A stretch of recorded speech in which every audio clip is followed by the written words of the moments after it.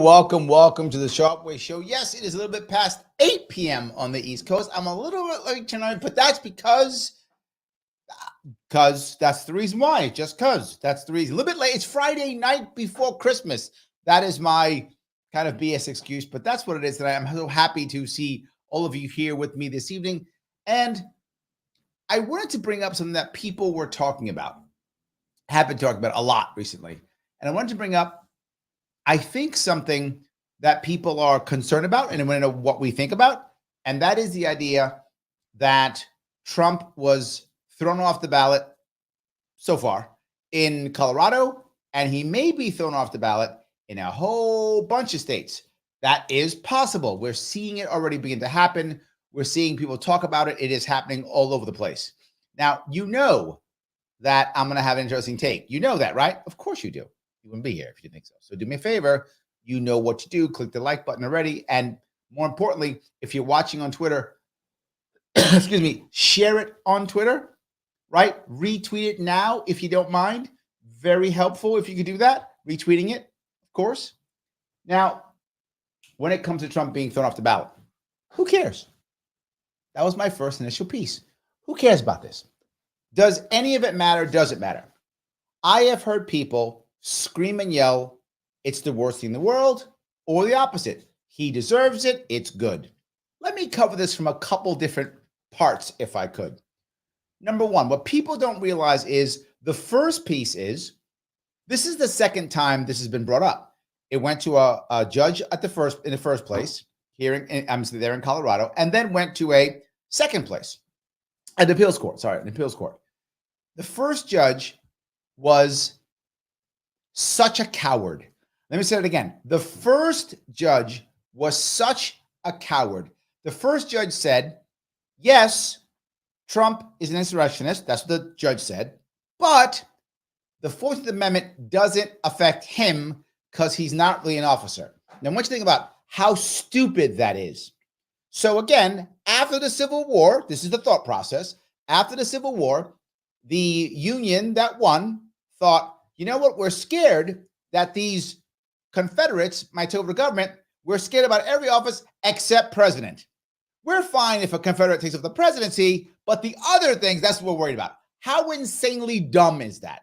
So clearly the judge can't be that stupid. She passed enough tests to become a lawyer. But even though she isn't that stupid, she did it on purpose.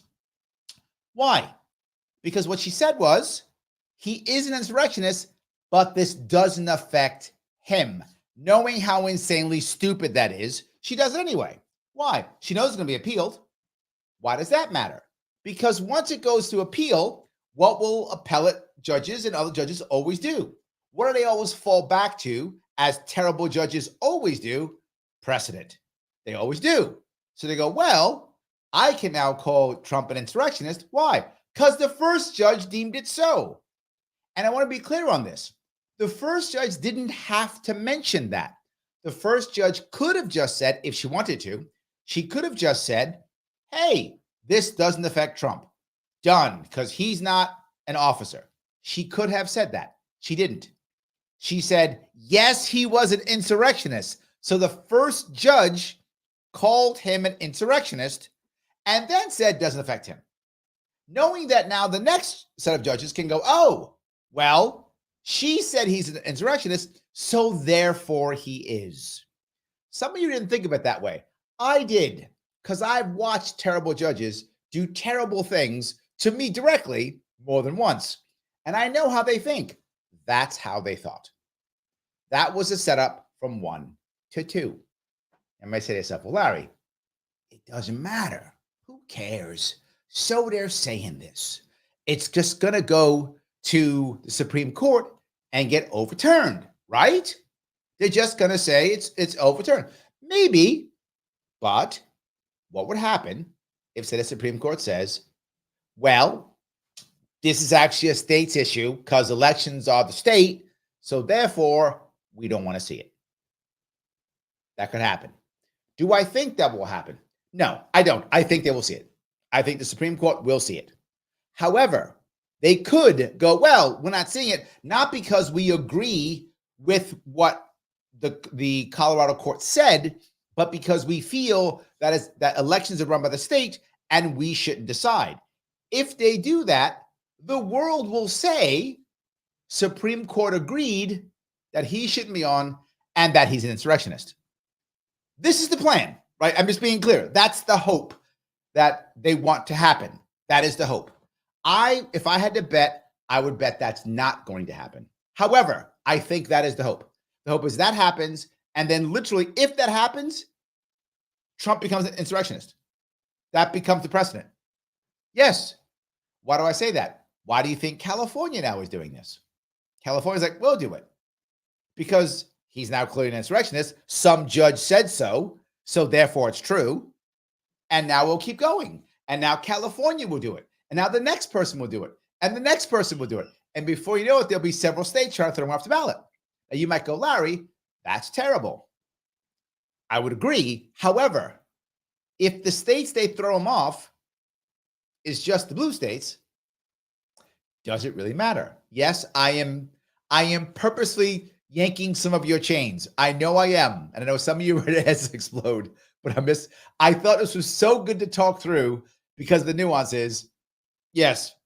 Let me keep going. Oh no, Joe, you took my yes. Oh no, Trump won't win California now. Thank you. That is you knew it. Joe was reading my mind. He's been through this too.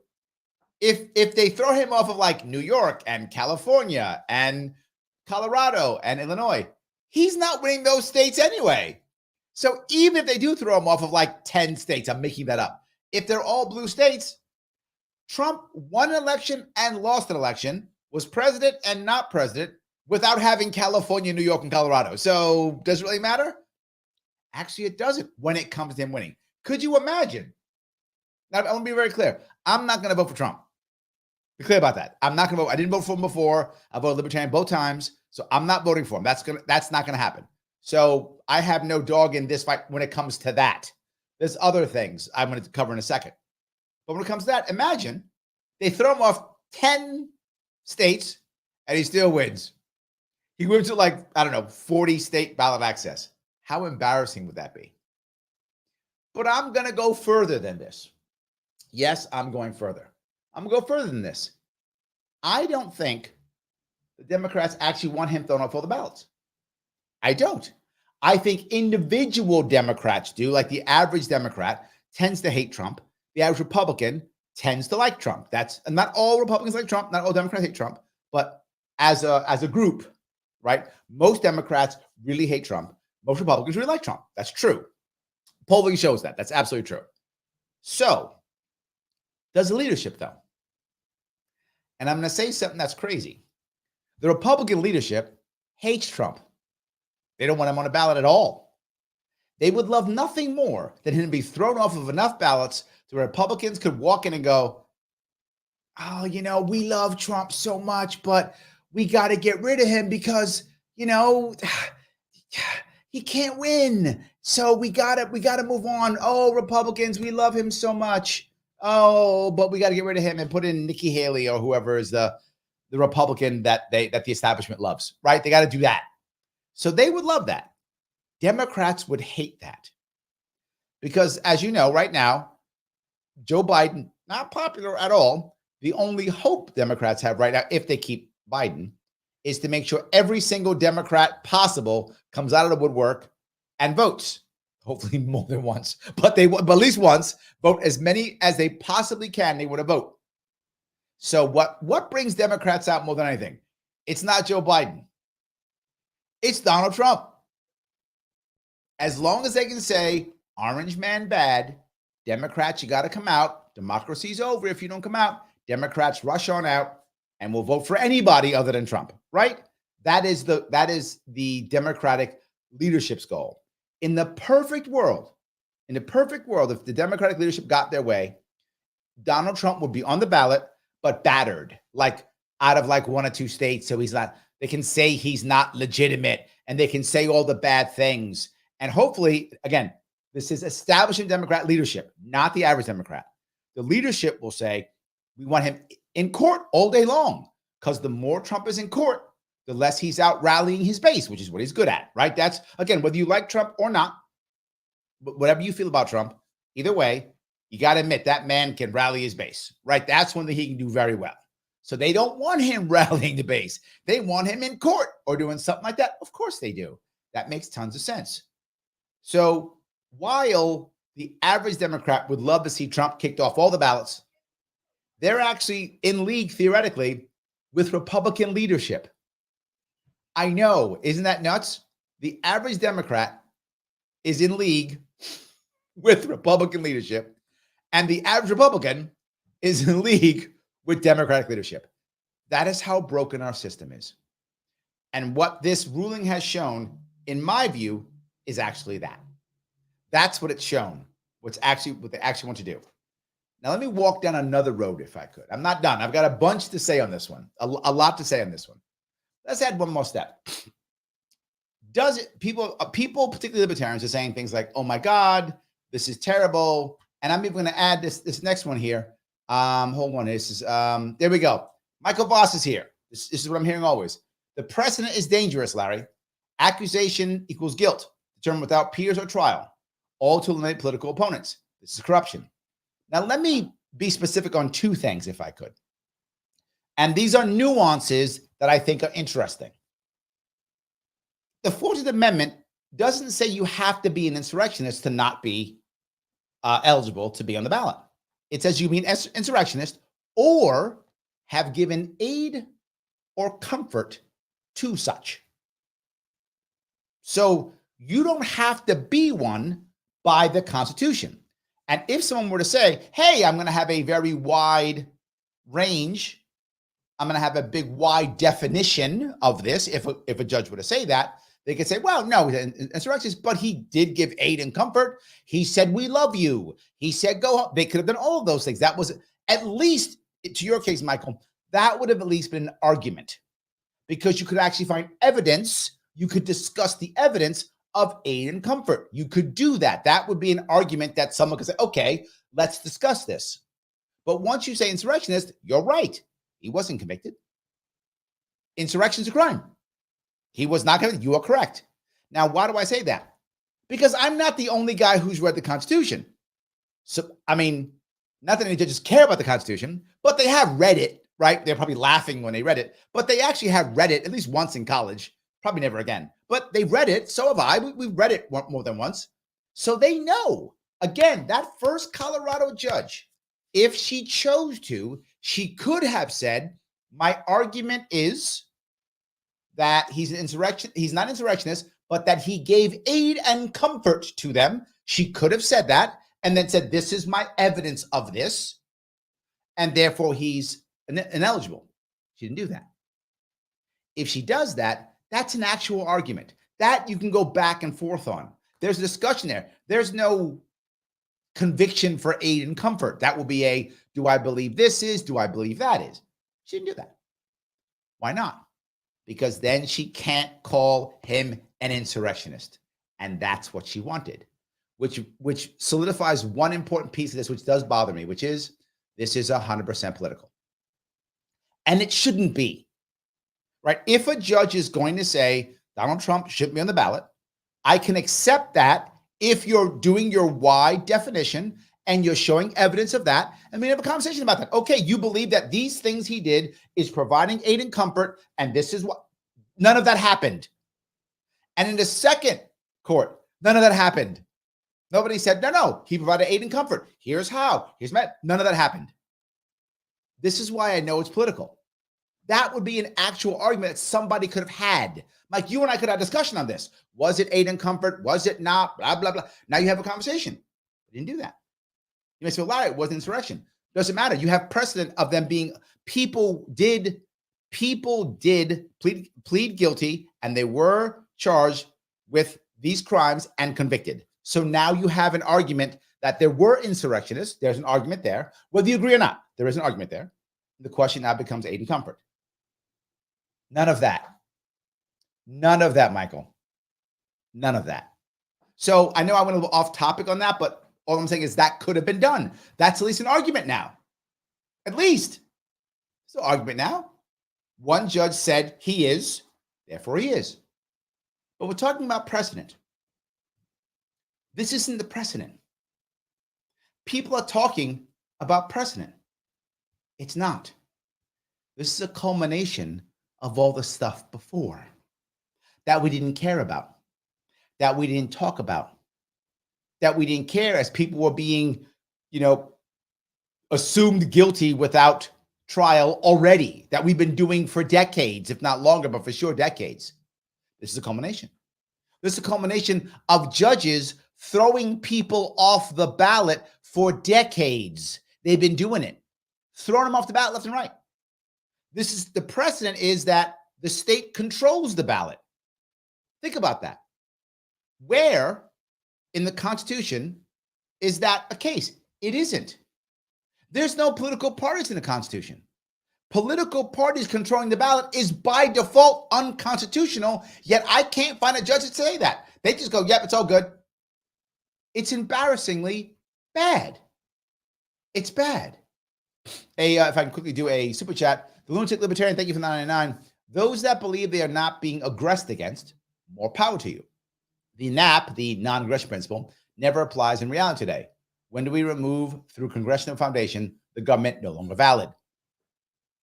I agree with you. And this is why I go to the next piece, which some of you probably would understand. I'm actually happy it happened. Is it because I don't like Donald Trump? No. Do I even think it should happen? No. But am I happy it happened? Yes. Selfishly, to your point, Lunatic Libertarian, I am happy on a totally selfish reason. Finally, people all over the country are talking about ballot access. What I've been talking about since 2012. For 11 years, I've been talking about ballot access. Finally, the country's talking about it. So completely selfishly, happy he got removed. Happy they're fighting this because now you got to talk about it. You can't ignore it anymore. You can't ignore the fact that judges decide who you vote for. Judges decide. Parties and judges decide who you vote for. And again, that's not in the Constitution. If you go back 50 years or more, they didn't print out ballots. That wasn't a thing. You don't realize that? No. There was an empty ballot. You wrote in the person you wanted to vote for. Done. That was how it was done. You wrote the person's name down. I want Joey Smith. Done. I want Jane Doe. Done. You write down who you want. You can't do that anymore. States decide if a write-in is valid. How dare anyone say whether a write-in is valid or not? Where is that in the Constitution? Where is that in the state constitution? Where is that ever that the state decides who you get to vote for? And we're a democracy? But the state decides and oligarchs decide who you get to vote for. Then they gerrymander it so you don't get an actual decision anyway. That's our current democracy. Yes, I'm joking, democracy, because it isn't one. And this shows it. This is why I'm very happy this happened. For those of you who like Trump, you're probably mad that he got thrown off. I'm not. I think he's going to get back on. But I'm not mad. I'm happy it happened. I want more people pissed off. I want more people talking about this. I want more people discussing this. I want ballot access to be something everyone talks about. So selfishly, I am glad it happened. Now, I want to go one step further. What do I think is going to happen in the Supreme Court? Do I actually believe the Supreme Court's not going to hear this? They could, but I don't think so. I think because here's what will happen. If the Supreme Court actually does not see this, the country is going to take it as if the Supreme Court agreed with Colorado. That doesn't mean that, but they will take it as that. They will say, oh, see, the Supreme Court wouldn't see it because clearly that means they agree with Colorado and Trump is an insurrectionist and should not be there. Supreme Court has spoken. That is how they'll take it. That's why I think Supreme Court will take it to avoid it looking that way. My hope, I hope so much that Supreme Court puts Trump back on a ballot, but not because he was or was not an insurrectionist, because they believe, and this is my hope. I don't have evidence of this. This is my personal selfish hope that they say he's the president of the United States, was president of the United States, is running now, Tens of millions of Americans want him. Clearly, he's a front runner to actually win at the moment, according to polls. This is something that the courts and a judge should not decide. The people must decide. That's democracy. I hope they say that. I'm not saying they will. I'm saying selfishly, I hope they do. Why? Because that was my argument in 2022 to get in a ballot in New York State. It would validate my argument. So yes, I am completely, I say I don't have a dog in this fight. Not for this election, but for this issue, oh, I do. I got a horse in this race. Oh, I do. I absolutely do. So again, selfishly, I'm just being totally upfront. Selfishly, I hope the Supreme Court says, based upon First Amendment rights, based upon the right of the people, this is too important. We can't decide this. Trump should stand the ballot. I hope they say that. That would help me out tremendously. We'll see what actually happens. But that is what I want to happen. I hope that's what happens. I do think that they will let him back on the ballot. That is my assumption. But to be forward, if you are not a Trump supporter and you think he shouldn't be off the ballot, theoretically, to be clear, I brought that argument before. Theoretically, should a state be able to decide? I think they should be able to decide. Right? Theoretically, I do. In this case, it's obviously political.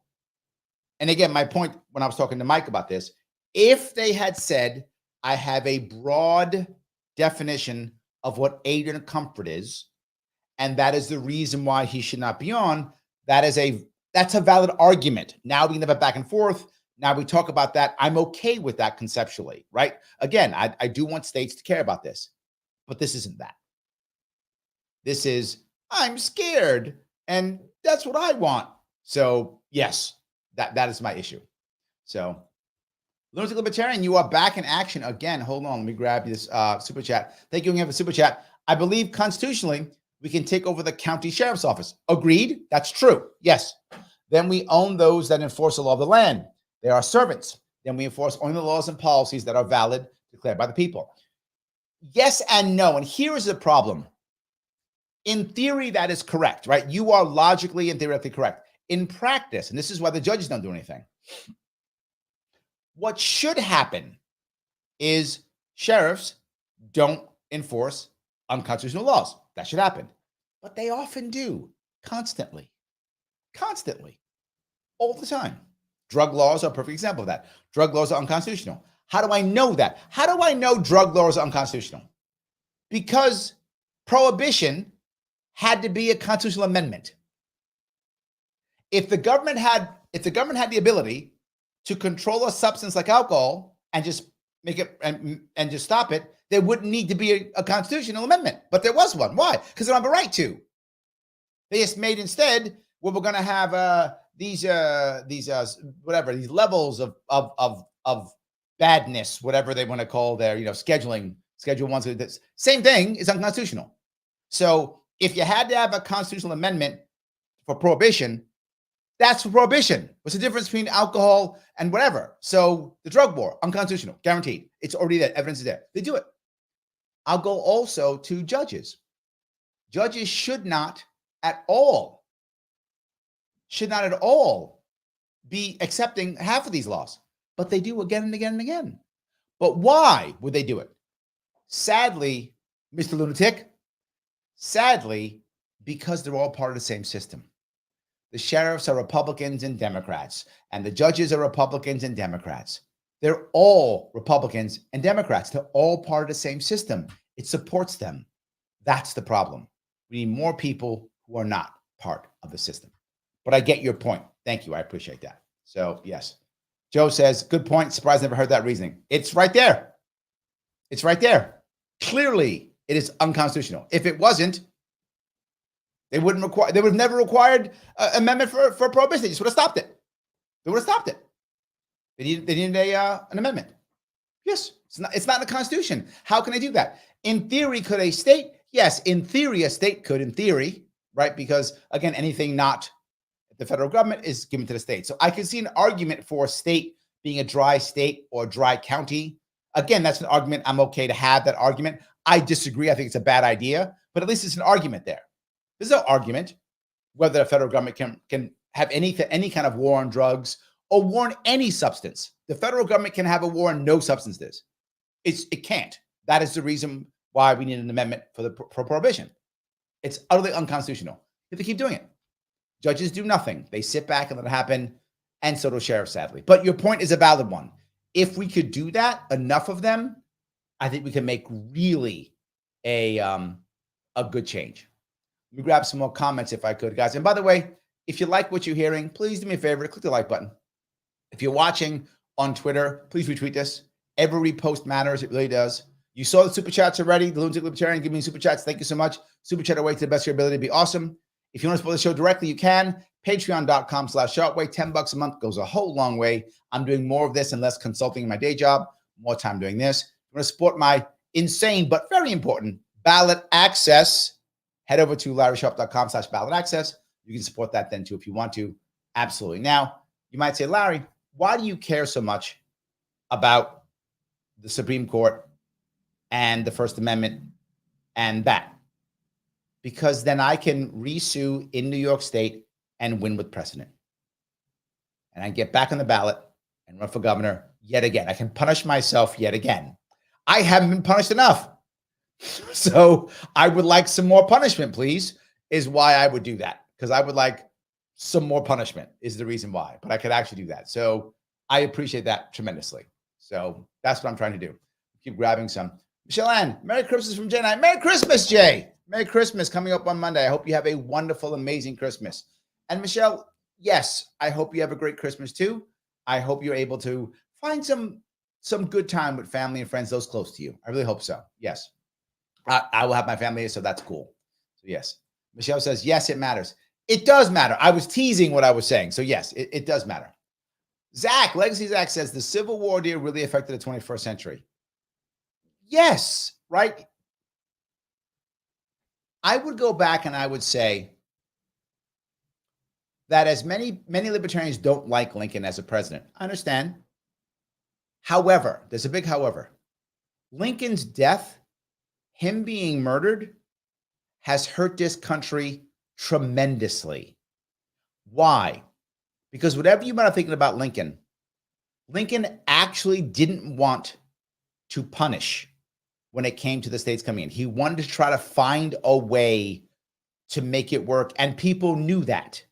Like, that's one of the reasons why the South surrendered when they did. There were many reasons why, but one of them was, if we can talk to Lincoln, we can get a decent peace here. We can just get a non-punitive peace. That's what the South believed. If you do any homework on this, I don't know if you're a historian or not, that part was true. They were trying to surrender Lincoln, hoping they could have a decent peace. It's what they wanted. And Lincoln was, of all the people who were there, he was the best one of the bunch. Now, you might not like him, but all others were a whole lot worse. And it became much more punitive. And everything went wrong. It was a terrible thing. I think it really hurt tremendously. If he hadn't have been killed, we would have had a better restoration, a better reconstruction, and we wouldn't have as many problems as we have now. We still have problems, but they would be less. So I think your point's about when it is still affecting us, which is why I don't want to go through another one. And people say, do it again. No, we're still feeling this, Zach, from 150 years ago. We don't need another one at all. We don't need that. So yes. Shelley says, you're the expert on being unconstitutionally thrown off the ballot. I am, Shelley. Thank you. You were there. Yes. You watched it happen. Absolutely. Yes. Joe says, Trump gets out of the ballot in Democratic states. Biden gets off of the ballot in our states, and zero electors would have been different. Well, here's what I think you're going to worry about. Who's going to fight in the swing states? And I would argue, and you may think I'm crazy, and I talked about my people who are kind of on the same track together, those who are trying to help each other, the Republican leadership and the Democratic voter versus the Republican voter and the Democratic leadership. If they think this can actually work, I would bet establishment Republicans and never Trump Republicans, like the Lincoln Project guys and people like that, would literally fund lawsuits to get him thrown off the ballot in swing states. I think Republicans will do that because that is their excuse to get rid of him and put Nikki Haley in. And again, establishment leadership Republicans, they don't want Trump. They want Nikki Haley. So I think actually Republicans might, if they think it could work, try this. Where Democrat leadership will go, don't do that. We don't want Nikki Haley. We don't want Nikki Haley. We want Trump. We want to get all our Democrats out to vote. We got no shot. And Democrats are raising tons of money. Republican Party isn't.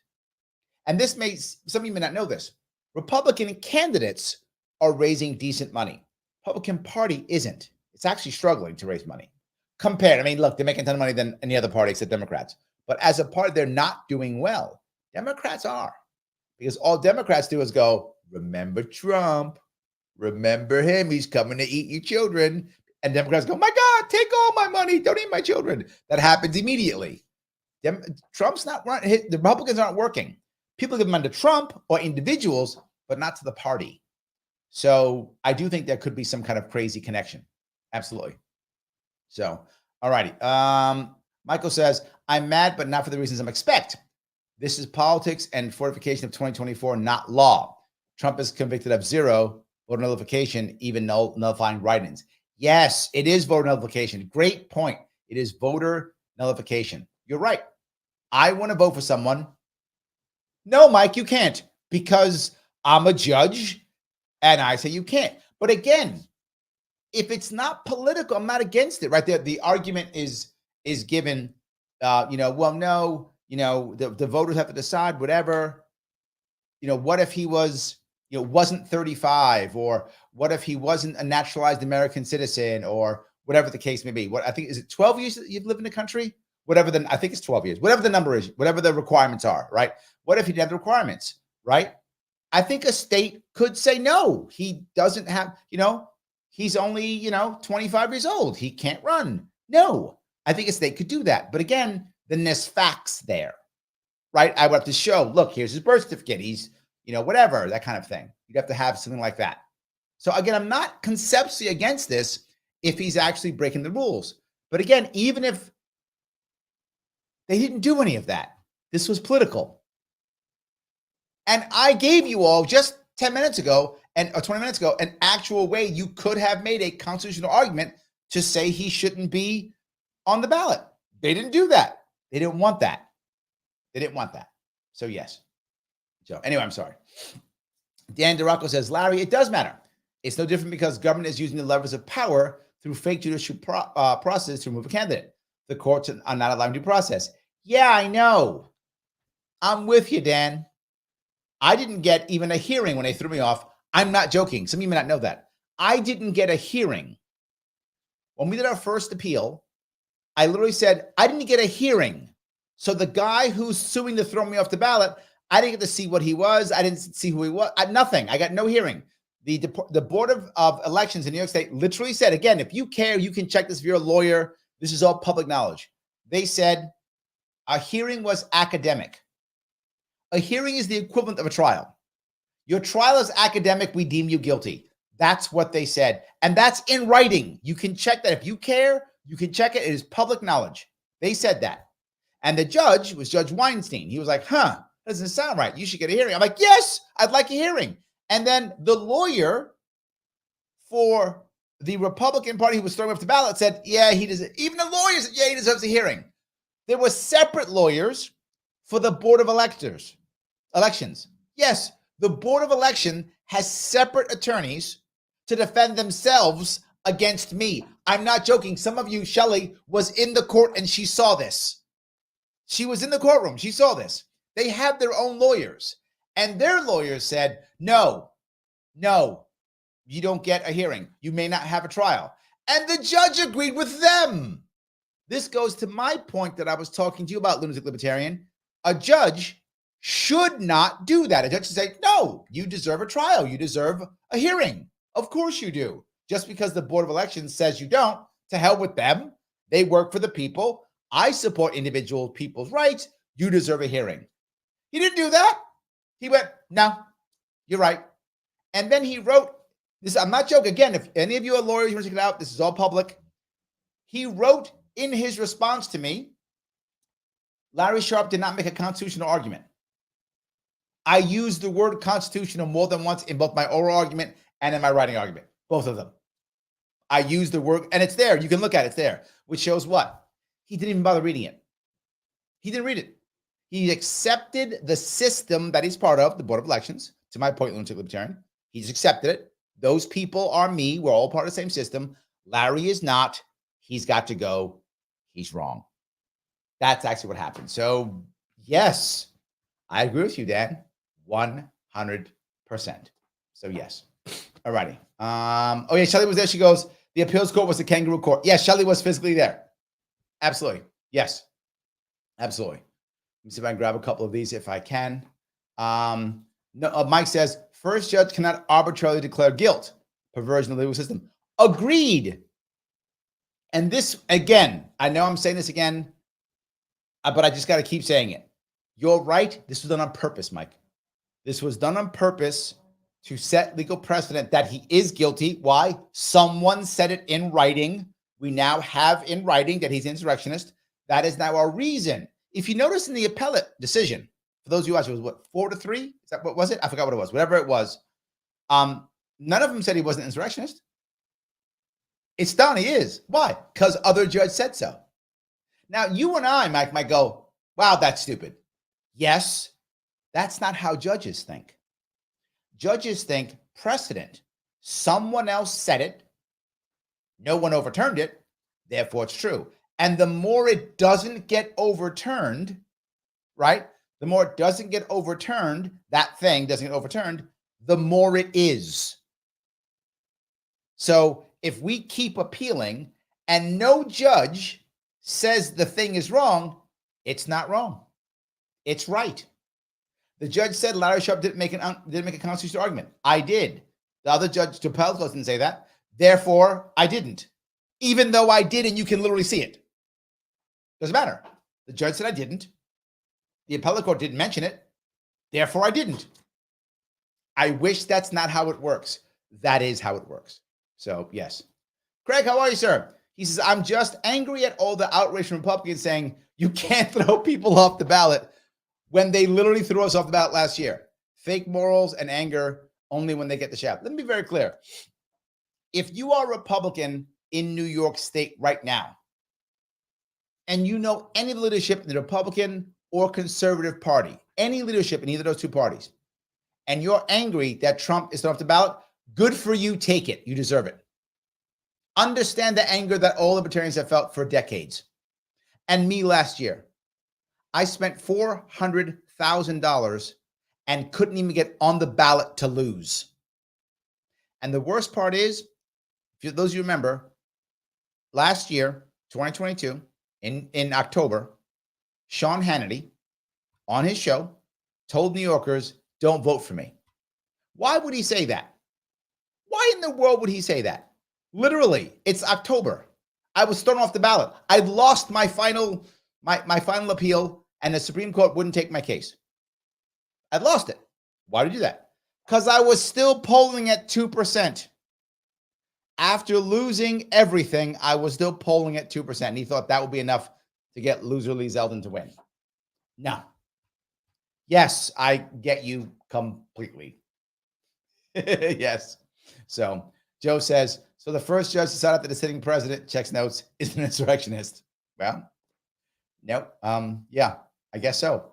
I would say yes, that sounds about right. So yes. As Legacy Zach says, Nikki Haley, war pig. Accurate, Zach, accurate. And remember, establishment Republicans, all about war. Established Democrats too. Sorry, all the establishment. I should be clearer on that. All the establishment, 100% war pigs. Yes. And of course they want that. Why do the establishment hates Trump so much? Not establishment. They love Nikki Haley. Establishment. Why do they hate Bernie?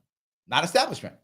Right? They want people who are establishment. Nikki Haley is establishment. Nikki Haley is Republican.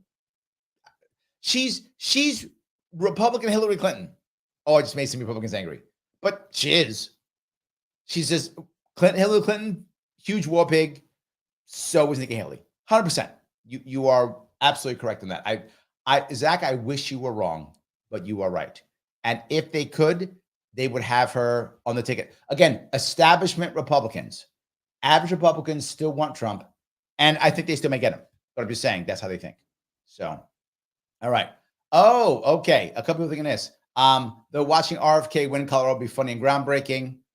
Joe, same thing. RFK winning Colorado will be epic. You know, it's funny. Imagine if there was only 2 or 3 people on the ballot there in Colorado: a libertarian, a green, RFK, and Biden. Only 4, right? In that case, that's a winnable state for RFK. All of a sudden, he might win this thing. You never know. You're right. It could happen. Absolutely. Yes. So rhetoric goes on. Eric, how are you, sir? Says that's a good point about Trump bringing out more Democrats than Biden. Yes, they know this, right? Biden won last time, not because Biden was a good candidate. That wasn't the reason why. Biden won because Democrats were scared of Trump and they came out in droves, right? That's why Biden won. People weren't like, yeah, we love Biden. That wasn't a thing. I mean, there were some people who like Biden, of course, right? Every candidate has people, who likes them. So there were some people who did like Biden, but there were very few. The vast majority were people just so scared of Trump. They were like, we'll vote for anybody. Yes. So Josie says, Trump doesn't need to rally his base. That's what Dems are wrong. I don't think that's true, Josie.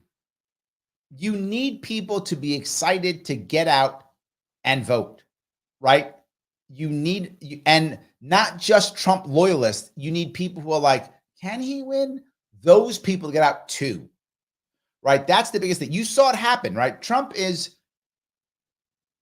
winning in places a lot of people weren't winning before. He's beating Biden when it comes to young people. He's actually starting to take black male voters away from that's actually starting to happen now. That is starting to happen. You're seeing not as much black women, some black women, but much more black men starting to come towards Trump now. You're seeing more and more of them. It isn't majority. It's not majority, but you're seeing it. And then you might go, well, that's good. But Josie, when you have people who for years, decades for some of them, have been voting a certain way, and you want them on that day to actually get up, break their habits, not just watch Netflix, and make a change, you got to be rallied. You got to get the base out to tell them, particularly in smaller communities, black communities particularly, it's a common thing where they'll get a bus and a church bus will come out and bring people to the polling station. That's a thing. And I don't know where you live, Josie. You might know that already. I don't mean to assume you don't know that. I don't know where you live. But that is a thing. Those of you may not know that. That's a thing. Well, if the base isn't rallied, they don't do that. So that kind of thing does have to happen. With respect, I'm just giving you pushback. I think he does need to make sure Republicans get out for him, or more Democrats might show up. And he could be, particularly places like Michigan, places like Pennsylvania. He has to. And it's just him. I'm saying Trump because he's good at it. But whoever, I'd say Trump, I don't know, decides isn't going to, whatever, or they don't get rid of him. Nikki Haley will have to do that. Somebody will have to rally the base to get them out. Otherwise, yeah.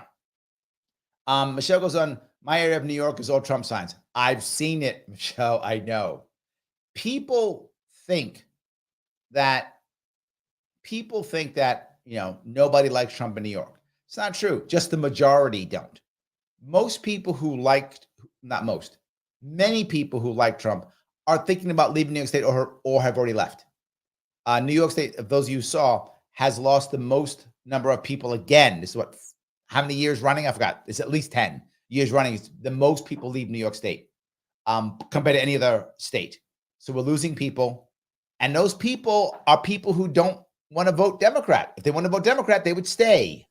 So yes, you're right. It's all Trump in that area. But to be forward, the amount of people in your entire county, you're in, Allegheny, right? You're in Allegheny, Michelle? Allegheny, right? And on all of Allegheny County, I mean, 10% of what's in the Bronx. The Bronx has 10 times that population. So you're right in that area is Trump country. But when it comes to New York State, the cities across New York State just dominate. There's more people in Buffalo than the entire county of Allegheny, right? I think probably more even in Rochester, more in Syracuse than the entire Allegheny County. So there's just so many more people in the cities across the state that just dominate the state. And the cities are solidly blue. Rochester, solid blue. Syracuse, solid blue. Buffalo, solid blue, right? New York City, solid blue. Albany, solid blue. Ithaca, solid blue. Binghamton, blue, but not solid blue, but blue. So yes, I hear you, but it really is. Yeah, it's a little bit different. So anyway, James says, I hope nobody gets to 270 next year. Everybody's talking about this. I'm seeing it everywhere. Now, for those of you who lean more Democrat or Republican, you might be like, what? Is that a thing? Yeah. If you're independent, you'd be either Green, Libertarian. You knew this a long time ago. I talked about this plan. I'm not joking. I talked about this plan stopping 270 with Gary Johnson in 2016. 7 years ago, I was talking about this plan. I thought it's the way to get there. And I talked about it again in 2020. Nobody listened to me in 2016. Nobody listened to me in 2020. 2023, all of a sudden they found my plan. Huh? Isn't that crazy? All of a sudden now they found my plan. I've been screaming this for 7 years. Now, yes, all of a sudden. So John says, Trump may cook his own goose if he picks Haley for VP. I could see why he would. I could see why he would. But I don't think he will. And I think it's a bad idea. I agree with you, John. I think he should not. But I could see a logic in him doing it. The advantage and disadvantage of Trump is that he is a powerhouse personality. That's a good and a bad thing, right? The bad part is he can just go off the rails and the team doesn't know what he's doing. The good thing is no one's going to convince him of this and that. Right? They're going to come on, go. That's not going to happen. So I think, but he could do it. I could see the logic. I could. I agree with you, though, John. I think it's a bad idea. I think it would be the wrong answer. So, yes. So, Michelle goes, Biden's so bad. My woke 25-year-old Democrat grandson is now voting Trump, and he hated Trump. I got to tell you, Michelle, thank you for that. I have a buddy of mine who literally voted for Hillary, wore the I'm with her sticker, has a picture of him and Hillary in his office. He's considering voting for Trump. So this guy literally gave money to Hillary, wore the pin, I'm with her, has a picture of him and her together because he goes to the fundraisers with the big wigs. This is the guy. He's like, I think I'm voting Trump. Yes, you are not alone. You're not alone. That is a thing that's happening. I see it. Right now, if nothing changes, it looks very good for Trump. I mean, right now it does. Now, who knows? This could change easily. If he actually gets convicted of something, it may change. Anything can change, right? You don't know what RFK is doing. He might come up with some great strategy plan. All these things could happen. All I'm saying is, at this moment, right now, today, looking pretty good for Trump. That's all I'm saying. So yes. If I can grab here a couple more, I appreciate this. All right. So many of these. Yes, you can join my Discord. I'm sorry. Thank you for that, guys. I do appreciate that. All right. Marco says, Nikki Haley said a second Trump presidency would spell disaster for America. And the Mitch Republicans want to disqualify Trump by using the 14th Amendment, Section 3. Marco, thank you for saying what I was saying. Right? It's actually establishment Republicans and average Democrats who want to get rid of Trump. Establishment Republicans have always hated Trump, and they still do. Hasn't changed. Has not changed. Again, I want to be clear. I don't want to beat up on Republicans. I'm only saying that because it's Trump. Establishment Democrats, they have Biden, and establishment Democrats love Biden. He's Hillary in male format. That's it. He's establishment as they could possibly be. That's one of the reasons which I think there may be some cruelty here. I don't know if it's true, but there may be some cruelty here. The people who run the Biden group, campaign, White House, whatever, they're all making tons of money. They're all having tons of power. They're all in the right spot. They don't want Biden to go because they all lose their cushy, cool, powerful jobs. I understand that, but I think it's freaking horrible. But I also think it may be true. If they got rid of Biden, whatever, put RFK in the Democratic line when he was Democrat, they would have done that. If they put Marianne Williamson up front or bring on Gavin Newsom or whatever the thing they do, a lot of those guys are losing their jobs. They don't want that. Biden, I don't care how old you are. I don't care if you know your name. I don't care if you know what planet you're on. You're in. I'm not losing my cushy job. I have a feeling there's some of that, right? But Marco, thank you for that point. I actually believe that, yes. So, John, can any state choose to remove candidates from the ballot for any reason? In theory, no. But here's how it works, sadly. It's sad. Judges don't do anything unless something's challenged. So if a state said, I don't like Trump because Trump has orange hair, or I don't like Biden because Biden beat up somebody years. Who did he fight that guy? Corn Pop? Because he fought Corn Pop 50 years ago, whatever. In theory, if they just took him off, he'd come off. Someone would have to sue. No court would say anything. It's go, okay, I guess he's off. They wouldn't say a word. Someone has to sue and say, that's wrong. That's unconstitutional. You have to put him back on the ballot. That's how it works. Judges don't act all the time. And I mean all the time. State legislators, city councils, our Congress create blatantly unconstitutional laws all the time. And they know they're unconstitutional or don't care. They don't care. If no one sues, the laws stay in effect. That's how it works. So could a state do it? Yes. I don't like Biden because I don't like people whose names start with B, right? That they could do that. He'd be off the ballot. Will somebody sue? Of course, Democrats would go stop. They would sue. And unless a judge decides, the judge doesn't have to. Now, I'm sorry. New York State judges, if it was an establishment person, would defend the establishment. If it was anybody else, they would just go, nope, you're correct. Get rid of them. People whose names start with B is fine. And again, how do I know that? The judge who was in Bath in Steuben County literally said out loud, he said, no, these laws are meant to keep people off the ballot who can't win. They're fine. That's his exact words. He said that. That's on the record, if any of you care. I forgot the judge's name. Steuben County, New York State, in courthouse in Bath. That's what he said. Bath's the name of the town. Those who don't know New York State, name of the town. So yes, you can. They would, unless somebody sues. I hope that answers your question. So yes. D says, I find it interesting that the Epstein List was going to come out recently, and then this Trump ballot strategy came out the same day, and a judge, oh, you know what? I had thought of that. Maybe. I don't know. You got me thinking now. Okay, well, maybe you got me thinking on that one. Maybe. Let me think about that one. Maybe. Yes. So see if we grab a couple more of these. I appreciate it. Let's see here. John, a lot of questions. I appreciate those too. If I can grab a couple more of these. Scott says, things the Democrat and Republican parties agree to for 100, Alex. Nicely done. That's nicely done. They do agree, don't they? 100%. Right? When it comes to that, they're like, yeah, on board. When it comes to throwing people off the ballot or keeping the establishment going, they are 100% on board. I agree every time. Yes.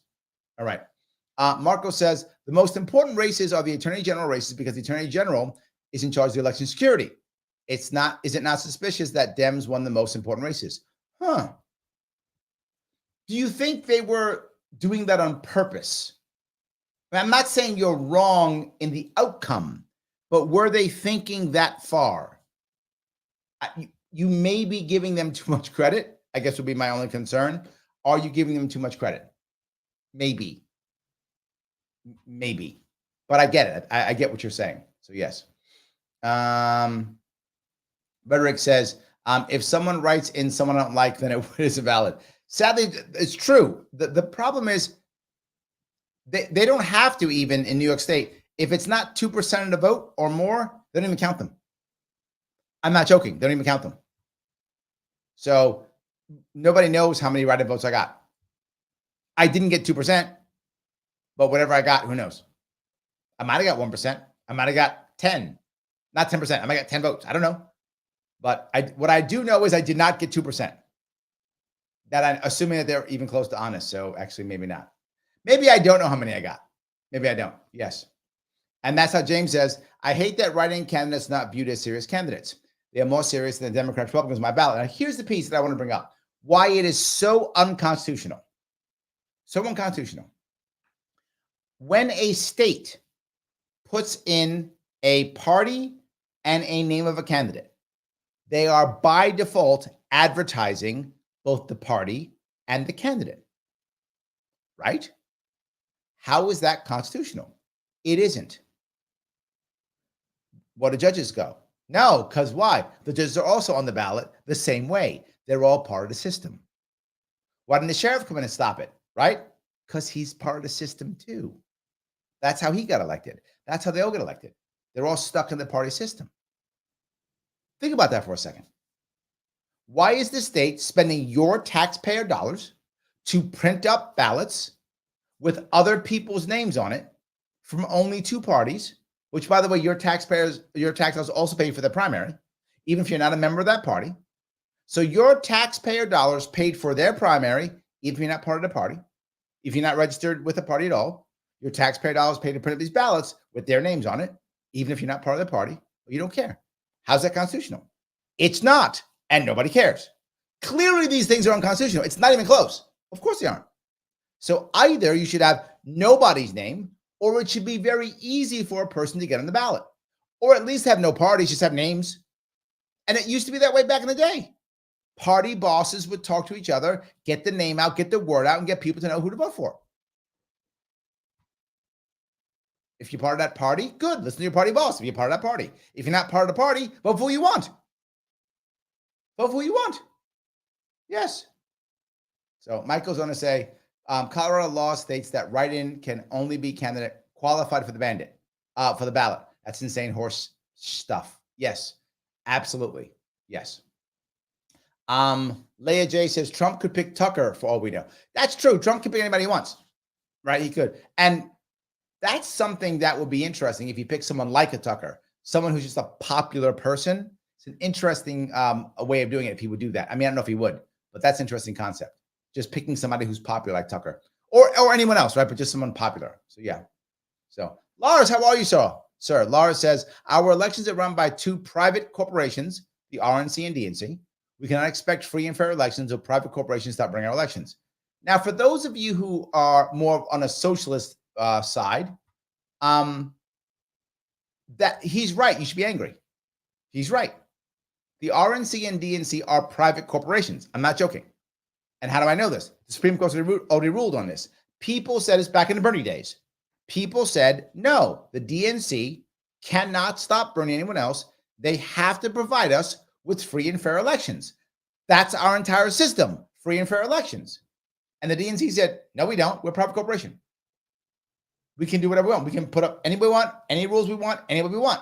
And the Supreme Court said, yeah, they're right. Well, if they are, then why are they controlling the ballot? I'm okay, to Lars's point. I don't mind private corporations setting up their own rules and regulations to present people forward. Okay, I don't mind private groups deciding that they think this guy or this gal is the right person. No worries. Do as you see fit. Gather as you want to gather. Get together as you see fit. Vote how you see fit and put candidates up that you think are right. No worries with that. But why are you now, as a private corporation, running the ballot? How did that happen? Blatantly unconstitutional. Nobody cares. Blatantly unconstitutional. The Supreme Court said they are a private company and the DNC is not required to give you a free and fair election. They're not the government. They're not required. I'm not joking. Check it. That's true. Okay. Well, then why do you control who gets on the ballot then? Why can't Amazon do that? Why can't Facebook do that? Why can't, I don't know, 3M do that? ExxonMobil, why can't they decide? We decide who goes on the ballot. Why can't they just do that? I mean, they kind of in a way do it, but just openly. DNC just does it openly. Yes, just does it openly, 100%. Anyway, Leah says people will write in Trump. Yes, but even if they do, the reality of this, Leah, is this will sound horrible. People are lazy. A lot of them aren't going to show up. They're going to say, Trump's not in there, so why bother? How do I know? That's how write-ins work. I know I did a write-in. To Shelley's point, I know what it's like. It doesn't work as well. The marketing does matter. It just does. The marketing does matter. So yes. Dave says, my odds are on Kerry Lake or Vivek with Noam and NGT as second tier. Interesting. Kristi Noem is very popular. For those of you who don't know, Kristi Noem is the governor of South Dakota. She is very popular. So I could see that. And a woman, a younger woman, I could see that, right? That would make sense for him. I could see it. Carrie Lake too, also. I don't know if Carrie Lake is popular. Carrie Lake is popular, but Kristi Noem is literally an executive. Like, she has that big advantage. She's literally an executive. Carrie Lake didn't win her elections, so she didn't get the spot, right? Kristi Noem is literally a governor. South Dakota's a small state, but still governor, right? So I see Kristi Noem more than I see Carrie Lake, but I get it. Carrie Lake is very loyal to Trump. Kristi Noem is loyal to the party and would support Trump because he's the party head, but she's not a crazy, like, all in on Trump. Carrie Lake, totally all in on Trump. So he does care about loyalty. So I could see Carrie Lake. Vivek's pretty low on Trump too. I could see that. And Marjorie Taylor Greene, I think you mean MTG, right? She also is very low on Trump. I could see that too. Maybe. If of that group, if you're right, Dave, I would put my money on Kristi Noem if she would do it. I don't know if she would do it or not, but yeah, I could definitely see that. So John says that Carrie and MTG would be too polarizing. I think that's probably true. I could see that. Yeah, I could see that. I could see that logic behind that completely. Yes. So, all right. See if I can keep going down this here. Guys, thank you so much for all these back and forth. I'm trying to gather as many of these as I can as I go through here. Anthony says, judges shouldn't be allowed to have party affiliations because then they rule by affiliation and not law. Yes, Anthony, I'm with you. Yes, 100%. I completely agree. I think they should. The problem that we have now, and I know this is in New York and I see it in other places too, is that because of where they are right now, many judges are former prosecutors. Is that a bad thing? Yes, right? I don't want the percentage of prosecutors is too high. Being a prosecutor should mean you can't be a judge. I'm not saying that. But in New York, they literally call it, I'm assuming it's other states, I don't know, but I know in New York, they actually call it the prosecutor to judge pipeline. That's a thing. So many of our judges are prosecutors. Why is it a bad thing? Prosecutors by default support the state and destroy the people. That's what they do. They support the state and destroy the people. That's what prosecutors do. Again, we have to have process. I get it. But I don't want all my judges to be that. Some of them can be that, but a lot more should not be that. Right? Now we have a culture in New York State that judges support the state and the status quo, and individuals have zero value. Their rights are stupid. Doesn't matter. Constitution, dumb. What matters is law. You hear them. Judges will say, well, they passed the law. Yes, but your job is to stop these idiots, these brain dead freaking chimps that we have in our assembly. Stop them with their bad laws and check them. Checks and balances. Our judges do not do that. They go, well, they passed the law, so it's good. No, you don't check whether it's right based upon a law. No, you based upon the Constitution. Half of the laws these guys write are utter garbage, blatantly unconstitutional. Stop accepting the garbage they give you. Half these guys can't read or write, and all of a sudden they're the ones who are doing it. Half the people who run for Congress are idiots, and I mean they're freaking stupid. I'm not joking. That's true. If Mike is watching still, he knows he's met them also. Remember, there are some brilliant ones, not all of them, but a big chunk of them are idiots. And you think they're the ones? They don't even read the laws. Lobbyists write them, they sign off on them. And judges go, oh, it's good, he wrote a law. No, some lobbyist put together a law, and you're supposed to be checking them, but you don't. So I think your point's valid. There are bigger problems also, but yes. Absolutely, yes. So I'm going to grab some more of this if I can. Joe says, libertarians need to be messaging. We have struggled, Joe. I think you're right. We have struggled. So, yes. Leah says, Tulsi's an option. Yeah, maybe. She hasn't really been to the forefront, huh? Be interesting pulling her out, right? Maybe. I could see, maybe. Has she been very pro-Trump? To be fair, I haven't followed Tulsi very well, very much recently. I don't know. Has she been pro-Trump recently? Has she been pro-Republican Party? Last I remember, and this may have changed, last I remember she was still saying she was an independent. She was saying that she's not a Republican or a Democrat. She's just independent. That's the last I remember. So would she have to become Republican, I guess? Is she Republican? I get what you're saying, Leah. I just don't know, to be forward with you. I'm unsure. I don't remember if she has gone down that road or not. So the lunatic libertarian says, is there any validity to the corporation of the United States operating under maritime law or the originating law before the Federal Reserve and income tax? I don't think so. I don't think so. I think the assumption is once the Constitution was ratified, that's it. You would have to break the Constitution in some way, shape, or form to change it. I think that's correct. So I hope I answered your question. I think that is correct. Yes.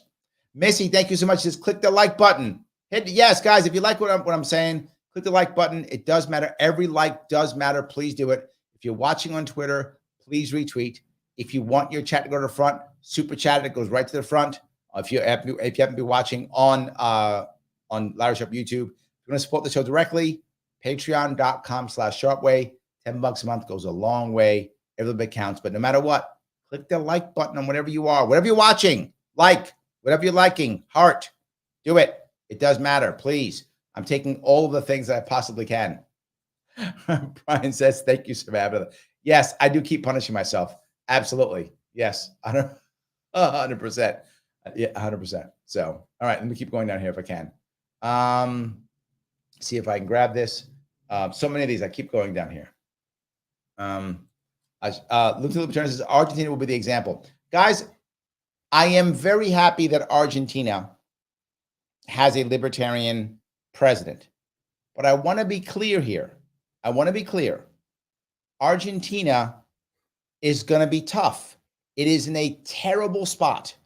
If you are libertarian leaning or libertarian and you're listening and watching, I know not all of you are, but if you are, please give some grace to Javier Milei. Please give him some grace.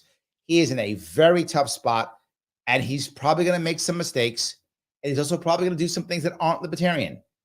He's looking at 150% inflation. The Chinese fighting him because he's trying to go towards the dollar, and the Chinese not liking it and trying to punish him. He is in a very tough spot. So I hope you will give him some grace, see how he goes, give him some time before we start hammering him. I hope we do that. John says, many RFK Jr. supporters want Rand Paul to be his VP. I have heard that more than once, John. I think there may be something to that. I don't know, but I have heard people say that more than once. Doing that would pull a lot of libertarians towards RFK Jr. for sure. If he's looking for the RFK, if RFK Jr. is looking, if he is looking for the libertarian vote, not a bad thing to do. I'm just being forward. Not bad. I would bet every libertarian running would love to have Rand Paul as their VP. So yes, I agree with you. That definitely could be something there. So yeah. All righty. Leah says that GOP is dying. There's some truth to that. And what I mean by that is not that it's actually dying, but you are seeing a decline in GOP membership, Democrats too, but fast in GOP membership and fundraising. The GOP needs some stars besides Trump. They need some, and Lieutenant Libertarian thinks it's Vivek. Vivek is very popular. The people like either like or hate him, like love or hate him. Like people like, oh, that guy's weird. Oh God, I hate that guy. He is a personality, and big personalities, I mean, they're easy to love and easy to hate, right? Trump, perfect example. Easy to love, easy to hate. Absolutely. Lots of people either love him or hate him. Very easy. Absolutely very easy. Yes, absolutely. So Christopher Ball says, Trump is being treated as guilty until proven innocent. That's not how the American way. Shame on the court system. Yes, but I'll say again, so common. So common. Absolutely so common. Yes, so often. So, yes. All right. Let's see if I keep going down here. Okay. Shelly says, I thought the female judge in the middle was going to vote for you. She really disappointed me. Yeah, she was trying, but no. Yeah, you were there. Shelly was there in the courtroom when it all happened. It was not good, right? It was not good. It was really bad. Yeah, it was really embarrassing. So yes. Gene says, how long has it been since our government officials have cared about the Constitution? Wow, such a great question. I'm thinking it has been since the late 1940s or 1950s, based upon all the unconstitutional wars we've been since World War II. You know, I think this may be the thing, right? Once you get to World War II, maybe World War I. Gene, it's a great question. I feel like the Depression changed America, right? Once the Depression hit, America, I think, changed culturally. The country changed in 1913 with the Federal Reserve, income tax, all that stuff, right? That's when the country, the government changed. But I think the people, the culture changed after the Depression, because that's when the government stepped in to say, I'm going to save you. I got you, right? And you give me all the power through the income tax and through the Fed that I can just do this now. So now I'm going to save you. And now it's all about saving and helping and fixing and all that stuff, not protecting rights. So if you're not protecting rights, that's what the Constitution is all about. So that's out the window now. If all I care about is saving you and protecting you, Constitution is secondary. So I would say, yes, we see it since World War II, but I think it actually, the government began in 1913. I think the culture began late 1920s or 1930s is when the culture hit. That's what I think. So, but I get what you're saying. I hope that was clear in my thought process. So, all righty. See if I can grab you guys going back with that. I appreciate so much of the back and forth. Andrew says, rural versus urban always been divided for decades. Yes, and still is. And still is. Yes, you're right. And I see it in New York.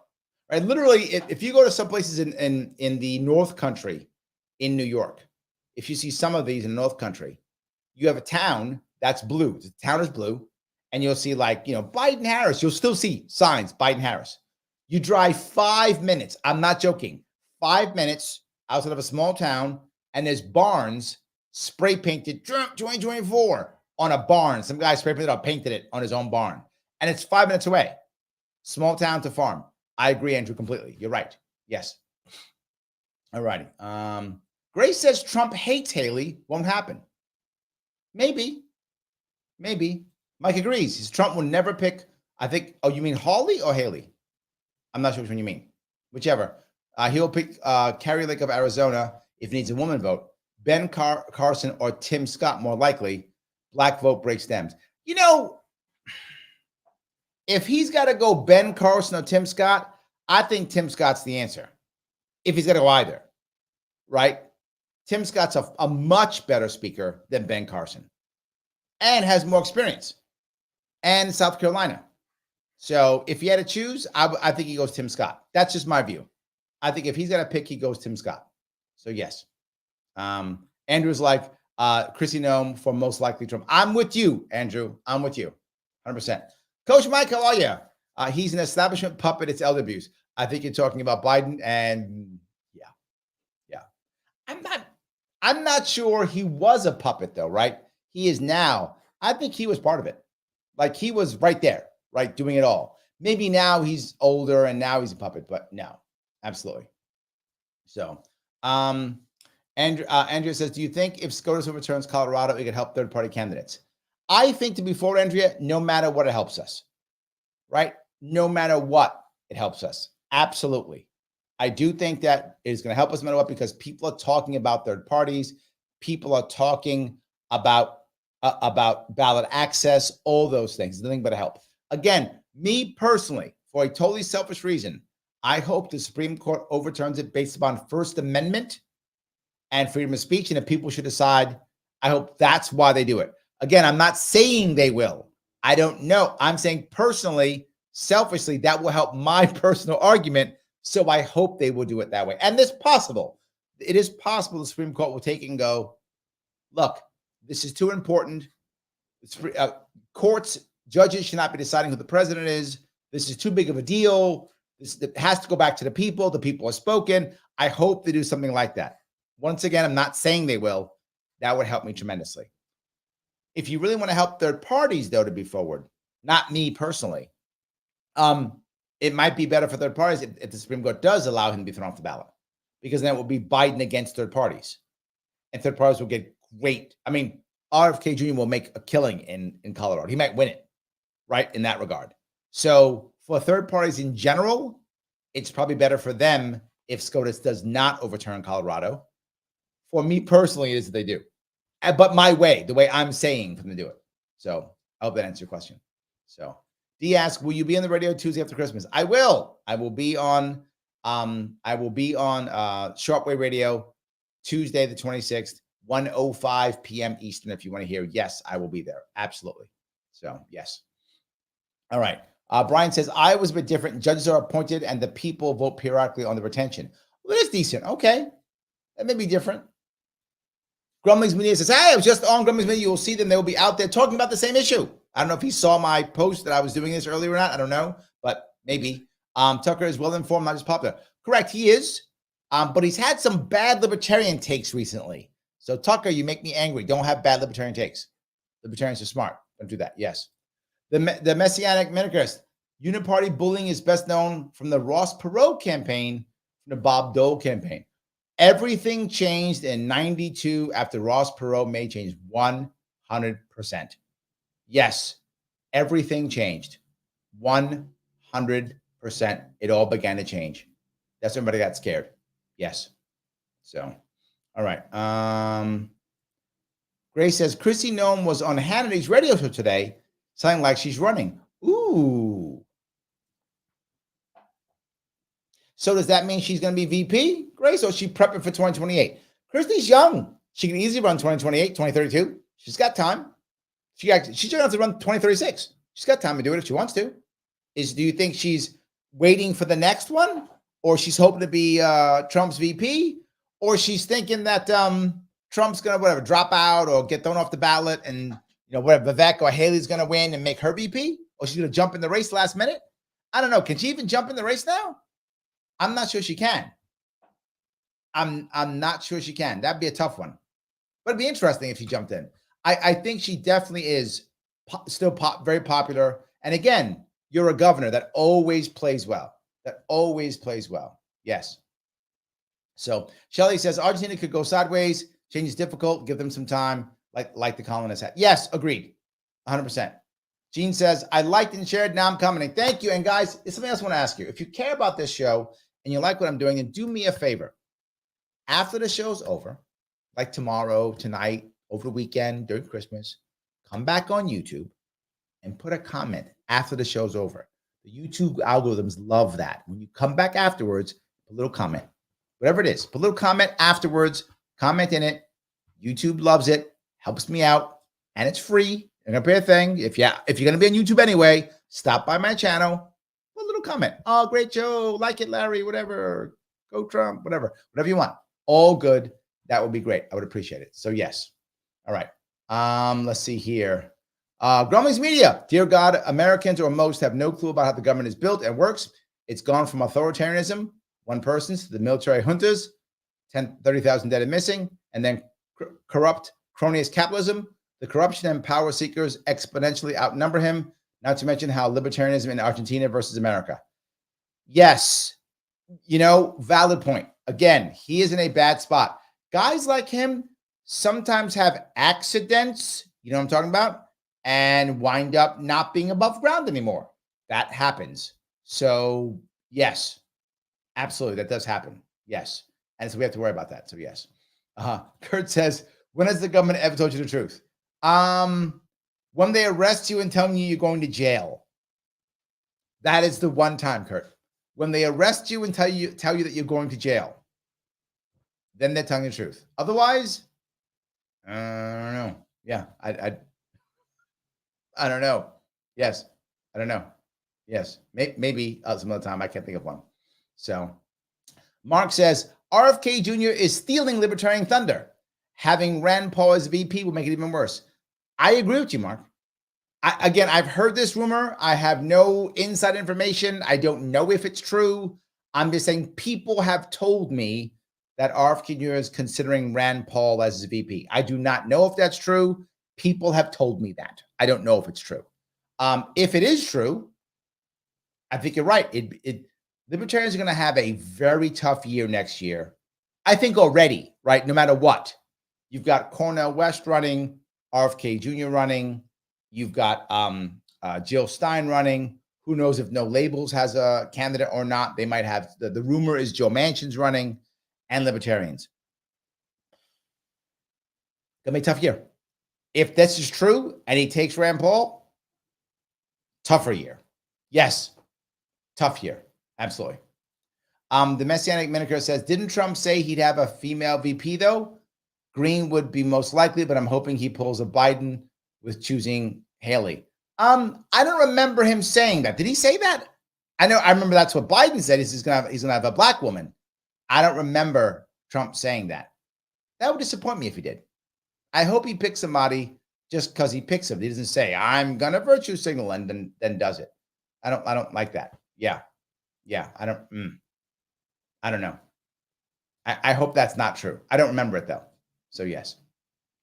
Lars, thank you, sir. A little comment. I appreciate that. Yes. Matthew says, I think the deadline for anyone else jumping in the race has passed, and that goes for all parties, but I could be mistaken. I have a feeling it's kind of done now. I don't think she can step in. My gut is she's looking, if Kristi Noem's looking at all, she's looking for a VP slot. And again, I think she'd be a good one. I think anyone who's running, picking her she speaks well, she's savvy, she's a governor. I think she's not a bad pick for a Republican. If that makes any sense. She was good on the lockdowns. I think when it comes to Republicans, it's not a bad pick at all. So yes. Christopher says, I feel Trump is the way to go in 2024, but an RFK/Rand Paul ticket might make me think twice about my New York State vote. The reality of it is, I get what you're saying, Christopher. You got to think strategically in New York State now. If RFK gets ballot access in New York State, it does put New York State in play now, if that makes any sense. It does. If he does not get ballot access in New York State, this state's going Biden no matter what you do. Whether you stay home, vote, whatever, this state's going Biden. If he gets ballot access, I don't know how many votes RFK will take from Biden in this state. I don't know. Kennedy's Kennedy, so he's popular, but New Yorkers do love establishment Democrats. So I don't really know what's going to happen in that regard, what will happen. But again, New York is a plurality state. You only have to win the highest percentage. So in theory, if RFK is running here, we take more from Trump voters, we take more from Biden voters, you get 40, 35% of the vote, you win the state. And we're a winner take all. So you get all of our, I think we get 28 electoral votes. So you get 28 electoral votes if you win this thing. If RFK gets ballot us in New York State, it's a winnable state. It's a winnable state. I mean, who knows what's going to happen, but it is literally a winnable state then. It changes everything in that regard. Absolutely. So guys, let me ask you a question. Do you like what you're seeing? Please click that like button. I appreciate it. Guys, I appreciate the AMA. I hope what I'm saying was interesting and the concept was cool, how we talked about it. I hope it was. I am going to let you guys go. I appreciate all the time you guys have given me tonight. For those of you who are celebrating, Merry Christmas. I will not see you until the day after Christmas, as Dee has said. I'll be back on here. I might come on this weekend, but I doubt it. But I might do something this weekend. Odds are I'll be seeing you guys next Tuesday. Next Tuesday at 1 o'clock. I'll be on my regular radio show. And then I'll be doing also Wednesday and Thursday shows. I will be back working next week. I will see you all very soon.